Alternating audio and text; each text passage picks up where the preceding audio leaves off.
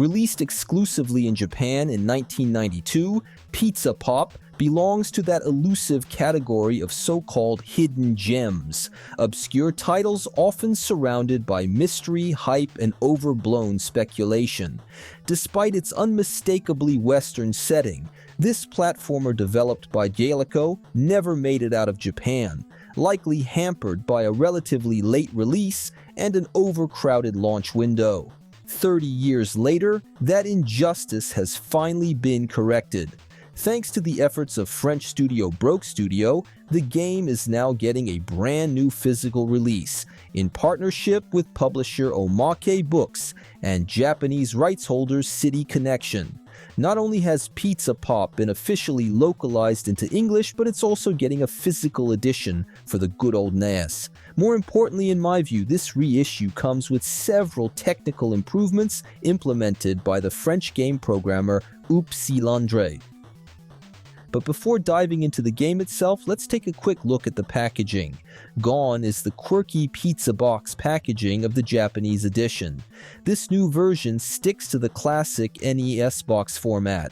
As for production quality, cardboard, plastic, paper, printing, it holds up well for the price. But here's the real question. Does Pizza Pop truly deserve its reputation as a hidden gem?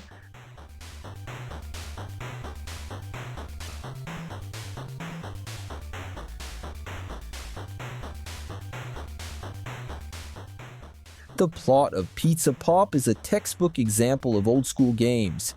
You play as a pizza delivery guy who takes on extra orders to save up for a ring, hoping to propose to his girlfriend Betty.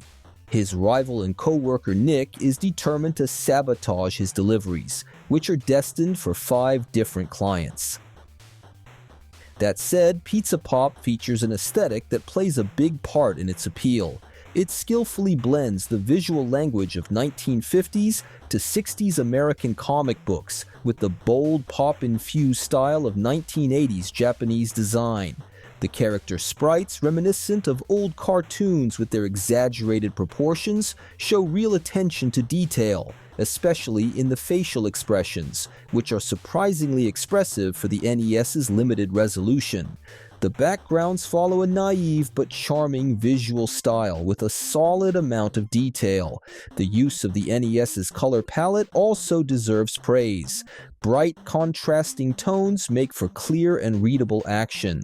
In short, Pizza Pop is a little visual treat, and it seems well optimized for PAL NES systems too. On the flip side, the soundtrack is fairly unremarkable.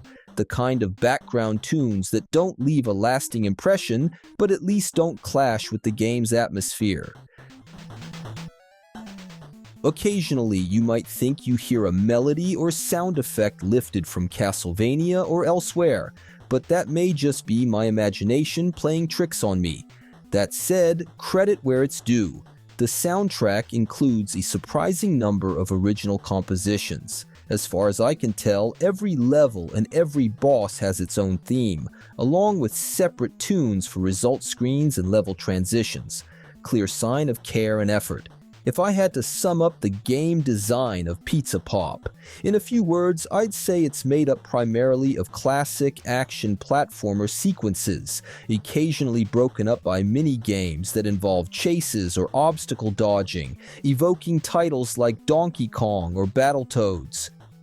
Taken individually, these segments feel very arcade-like, almost old-school, a far cry from the depth of Super Mario Bros. 3, which had already been out for 4 years when Pizza Pop was released. That said, the variety and fast pacing keep the experience lively and enjoyable without becoming frustrating. The staging is tight and polished, helping to smooth out the game's rough edges. The recurring appearances of your rival, a bit like Knuckles in Sonic 3, and the inclusion of cutscenes provide a light narrative thread that adds cohesion between stages. The controls, while responsive, suffer from a slight lack of precision, due in part to a somewhat clumsy hitbox. Your main attack is a swing with a pizza spatula, but its range can be hard to judge. The rest of your arsenal includes a basic jump, not ideal to spam, and a ranged attack using throwable pizzas that can be picked up from the ground. In the original version, the controls were even more imprecise, making it common to completely miss enemies even when it looked like you landed a hit. Against certain bosses, the hit detection could become downright inscrutable, with players losing health without any clear reason. Thankfully, the reissued version includes some welcome tweaks to the collision system, which now feels far more consistent. As a result, boss fights are much more enjoyable, though still a bit on the simplistic side overall. The game consists of 5 stages and 2 bonus sequences, and unfortunately, it all wraps up far too quickly. With a few attempts, most players can finish it in about 20 minutes, and there's little incentive to replay it. In the end, Pizza Pop is definitely not the hidden gem its publisher claims it to be. That said, it's undeniably a charming and pleasant little game.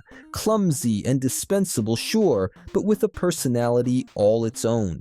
Its recent re-release, now polished and fully translated, finally gives it a bit of the visibility it long lacked, that of a game with a distinctly American vibe, which paradoxically never actually made it to the US in its original run.